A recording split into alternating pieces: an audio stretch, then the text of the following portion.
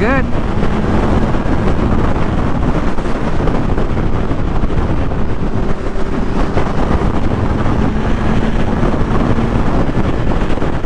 Hi guys, welcome back. Today I'm going to be installing a quick shifter on my 2020 Kawasaki Z900, and this is a unit from TransLogic.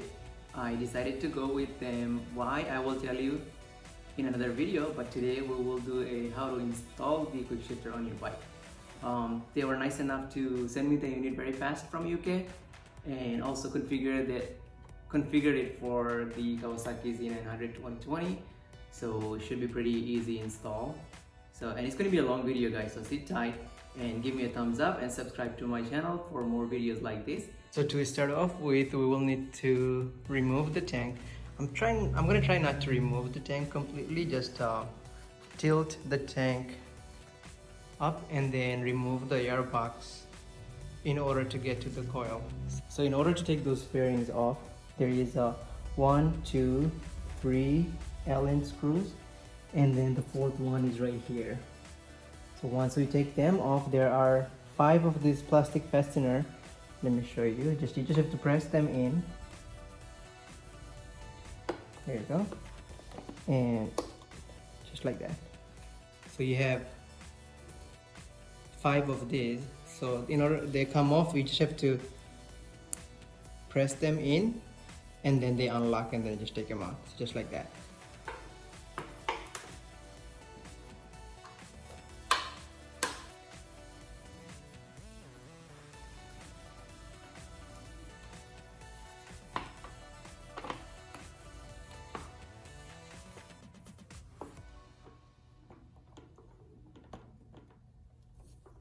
So all these screws have like a plastic washer, so just careful not to lose them. This fastener's out, one, and the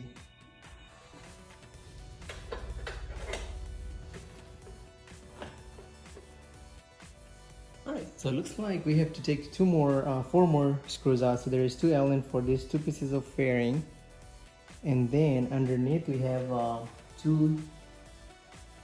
2 screws that we have to take off in order to tilt the tank. So yeah, let's get to those.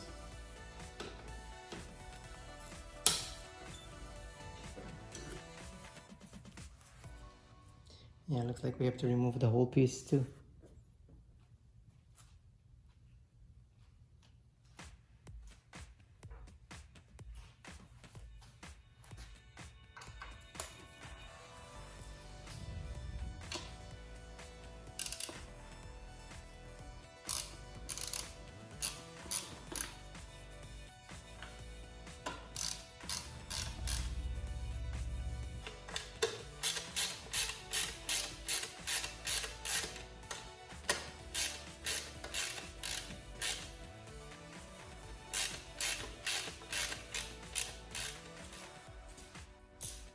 So we're almost there, so you have 2 more.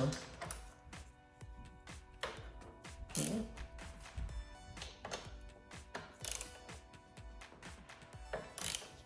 Almost empty, so now it's very light. So what I'm going to do is, so the connection is right underneath, so I'll put some cloths and stuff in here, and just hold this up with something so then it doesn't fall on, and then I'll get to the airbox. And FYI, this is how you get access to your ECU as well. So if you guys are looking to get the ECU flushed, so you need to go through all that in order to get to your tank. So I'll be back. Alright guys, so what I did is I just put some towels underneath and put a rope and tied it, tilted up and tied it up, instead of putting something underneath or holding it. So just to make sure that you don't want to scratch your paint and stuff, so I have enough protection. And since I have no fuel in the gas tank, it's pretty good. So now we have to remove the airbox. So there is one, and then one on the other side. You have to remove these 2, and I'll just put those ECUs on the side, just let them hang, I guess.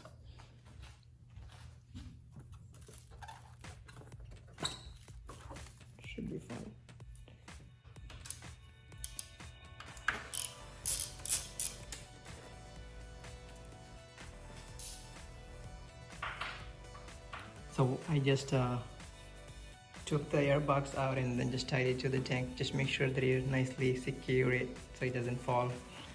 And now I have access to the coil pack. So you have, it's a 4-cylinder, so you have 1, 2, 3, and 4.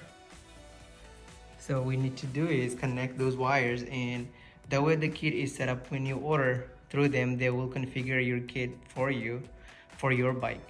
So we just go and swap those wires with the OEM coil pack, all 4 of them, and then I will route the cable in a safe way so it doesn't interfere with anything. So I'm going to go ahead and get them swapped, and I will show you guys after. So carefully read the instruction, guys, for your bike. Alright guys, so the cables are in. I know it looks a little messy here, but it's 1, 2, 3, and 4 cylinders. So you got 4 wires you have to swap with the coil pack. And I know it's a little messy, but I'm just gonna probably zip tie it down here with those airbox hoses, and then make them nice and neat before I can put the airbox down. And I'm thinking about routing the these wires this way, and that looks like a perfect way that I can bring it all the way to the back. And I'll mount this module here somewhere, so it should be good. Alright, so it is much better now. I rearrange all the wiring, zip tie them here and then here, and then I did another one and underneath, so it's nice and tucked in. So I should be able to put the airbox back in. Alright, so let's do that. So airbox is back in, nice and tidy. And I got these cables out this way, so I'm just gonna do like a zip tie here. The airbox is back. Now I will put some zip ties and see, with this rubber piece is gonna hide the cable perfectly nice. So I can actually put more zip ties. I'll put more zip ties around here. Don't have to super tight it, just make sure it's just snug. Looks good. Yep. And I will route this, do it behind the tank. Then screw here.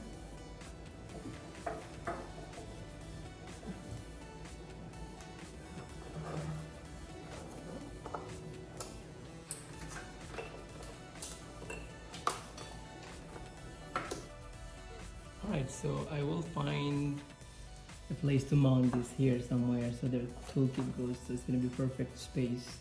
I'll just remove the toolkit and put it in here with the adhesive. And this connects to the shift rod with the sensor, so I'm just gonna find a place around here. I'll tie it down, but for now the ground I'm thinking about, actually I'm gonna just use this ground area section to mount. It's gonna be perfect. So I'll just route the cable underneath here, and then bring it under and just mount it here. So let's do that. For watching this video for Kawasaki Z900, I mean, a little bit, like, you just need about a 1/4 inch, I think, taller rod would be perfect. So I mean, there is a spacer in here that I can put in, but that leaves me with like very little connection, and I would rather have no spacer than just, come off or break off. So it should be good. So let's put that back on.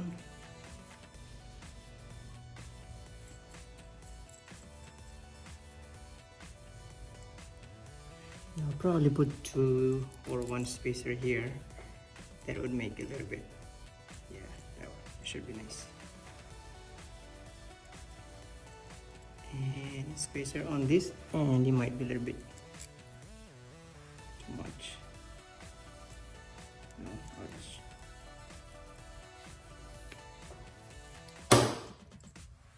so let's try that.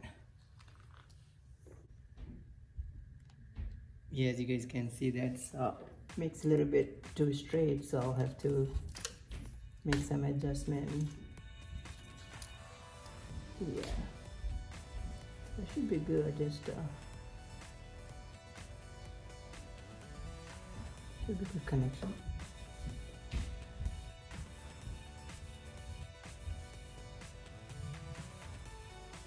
What I'll have to do is open this to bring it a little bit to the back in order to make it more adjustable, so it should be good. All right, so I took this bolt off, and it has a red Loctite tie, so it's going to be pretty tight to take off, so just be careful not to strip the bolt. So now I can make an adjustment here. So let's see. I would say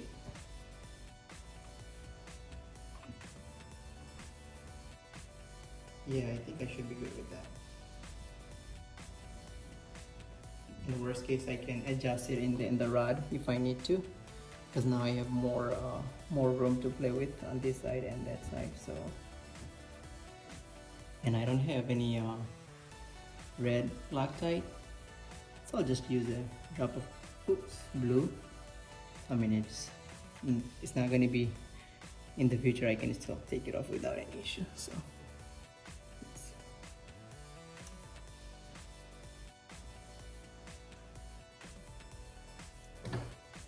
you want to have enough slack on the cable.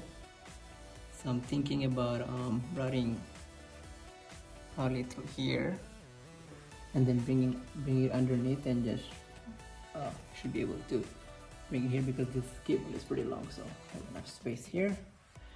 The only thing is you don't want to be close to the drive chain. Yeah, so I would rather bring it here, so it's perfectly enough slack. So I'll bring it this way, go underneath, bring it up here, and then make a connection here, and then zip tie it somewhere here. There's enough cables here to zip tie, so I'll do that. So you guys can see, so I was able to route the cable through here, so it has enough slack, going down and up, and I just put it up here, because it's going to be fairings and covers. It's going to hide all the cables anyway. And then this is a push, so I'm just going to have to find the right connection for push and then connect it.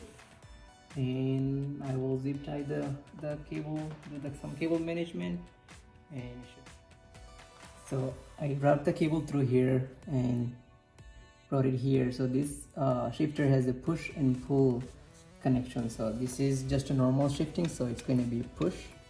And if I was doing GP shifting, then you can do pull. So I had it connected here.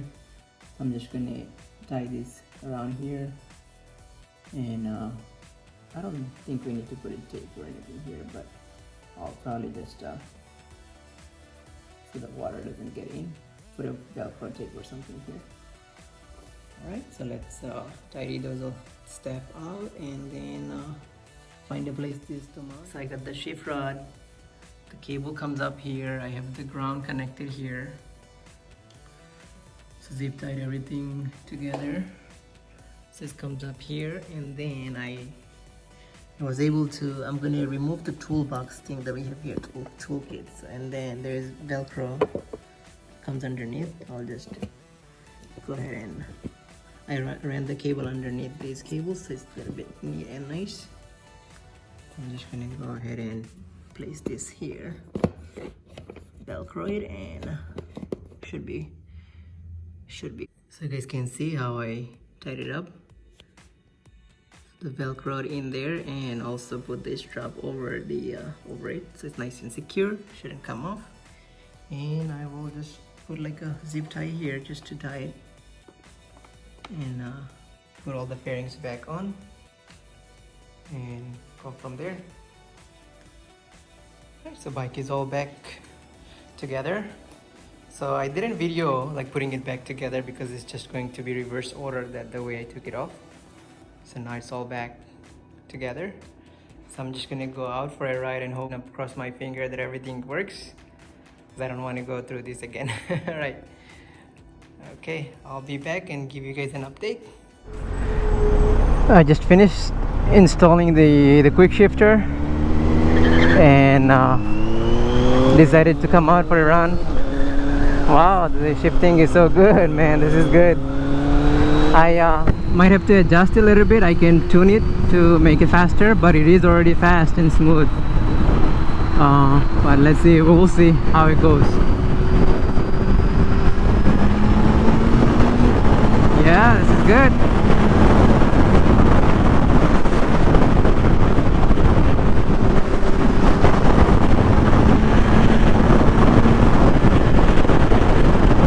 Yep, this is good. All right.